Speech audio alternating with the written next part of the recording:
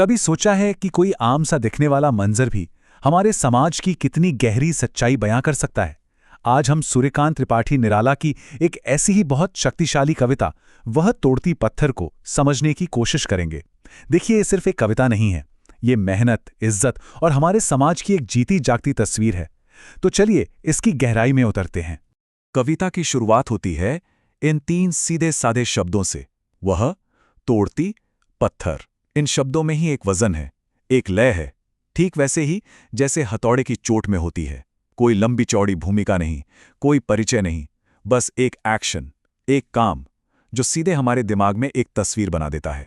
तो चलिए अब कभी हमें उस जगह ले चलते हैं जहां ये सब हो रहा है।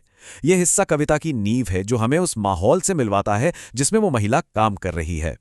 निराला जी यहां कहते हैं, देखा मैंने। ये बहुत जरूरी है। वो खुद को एक गवाह की तरह पेश कर रहे हैं और ऐसा करके वो हमें भी अपने साथ उसी सड़क पर ले जाकर खड़ा कर देते हैं। ये कोई मनगढ़ंत कहानी नहीं है, बल्कि एक देखा हुआ, महसूस किया हुआ सच है, और अब हम सब भी इसके गवाह हैं। और उस मंजर में जो सबसे पहली और चुभने वाली चीज है वो है राहत की कमी। कोई न छायादार पेड़। अब ये सिर्फ मौसम का हाल नहीं है, ये उस औरत की हालत का प्रतीक है। वो अकेली है, बिना किसी सहारे के, एक ऐसी दुनिया में जो उसकी परवाह नहीं करती। अब कवि का ध्यान जाता है उस महिला की तरफ, और जानते हैं सबसे दिलचस्प बात क्या है? निराला उसे एक बेचारी या कमजोर की तरह नहीं दिखाते, बल्कि उसे पूरी शक्ति और गरिमा के साथ पेश करते हैं। ये उस जमाने के हिसाब से एक बहुत ही प्रोग्रेसिव सोच थी। जरा इन शब्दों पर गौर कीजिए। श्याम तन, भर बंधा यौवन। क्या ये शब्द किसी कमजोर इंसान के लिए हैं? बिल्कुल नहीं। ये एक मजबूत शरीर की बात हो रही है। और नत नयन, प्रिय कर्मरत मन। इसका मतलब है कि उसकी आंखें झुकी हुई हैं, पर शर्म से नहीं, बल्कि अपने काम में डूबे होने की वजह से। वो अपने काम को पूरे दिल से, पूरी इज्जत से कर रही है। और फिर आता है उसके काम का औजार, गुरु हथौड़ा। गुरु मतलब भारी, बहुत भारी। बस ये एक शब्द उसके काम की मुश्किल, उसकी शारीरिक ताकत और उसके सब्र की पूरी कहानी कह देता है। ये हथौड़ा उसके संघर्ष का भी प्रतीक है और उसकी हिम्मत का भी। अब कविता का कैमरा थोड़ा जूम आउट होता है। कवि हमें सिर्फ उस महिला का संघर्ष नहीं दिखाते, बल्कि उसके आसपास की दुनिया की बेरुखी और समाज में फैली गहरी गैर बराबरी को भी सामने लाते हैं।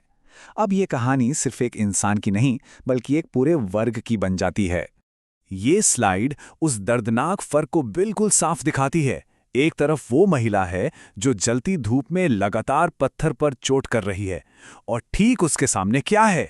तरुमालिका, अट्टालिका, प्राकार, मतलब पेड़ों से घिरे बड़े बड़े महल, ऊंची ऊंची दीवारें। एक तरफ बेहिसाब मेहनत है तो दूसरी तरफ आराम, जो एक दीवार के पीछे छिपा है। और इस सामाजिक फर्क के साथ साथ कुदरत की सख्ती भी बढ़ती जा रही है।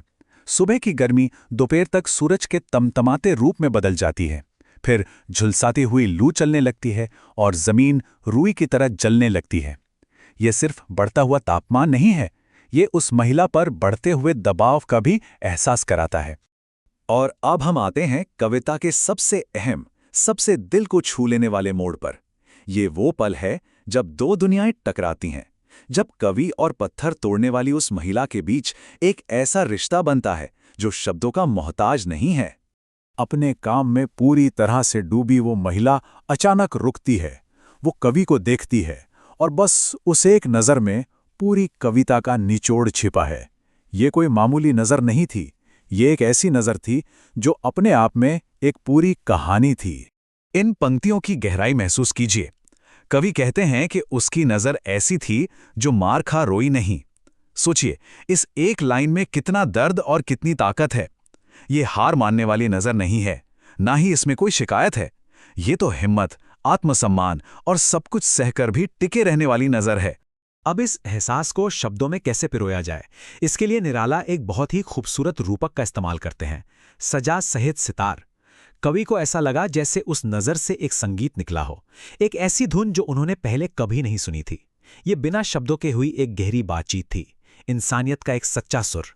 उस गहरे पल के बाद कविता अपने अंजाम की तरफ बढ़ती है और आखिर में उस महिला का काम ही उसका सबसे ताकतवर जवाब बन जाता है। अब देखिए कि वो अपने काम पर कैसे लौटती है। एक पल के लिए वो कांपती है, शायद उस एहसास से माथे से पसीने की बूंदें गिरती हैं जो उसकी मेहनत का सबूत है, और फिर वो वापस अपने काम में खो जाती है। और उसका ये काम करना ही उसका जवाब है, मानो वो कह रही हो, मैं तोड़ती पत्थर। ये सिर्फ एक वाक्य नहीं है, ये उसकी पहचान है, उसका वजूद है, उसकी हिम्मत का ऐलान है। तो चलिए एक सवाल के साथ इसे यहीं रोकते हैं। क्या मैं तोड़ती पत्थर सिर्फ ये बता रहा है कि वो क्या कर रही है, या फिर ये उसकी पहचान है, उसका आत्मसम्मान है और इस सख्त दुनिया में टिके रहने का उसका अपना तरीका है? निराला की ये कविता हमें मेहनत में छिपे सम्मान और इंसान के जज्बे की ताकत को देखने पर मजबूर करती है। शायद अगली बार किसी को कड़ी मेहनत करते हुए देखने पर हमारा नजरिया थोड़ा अलग हो।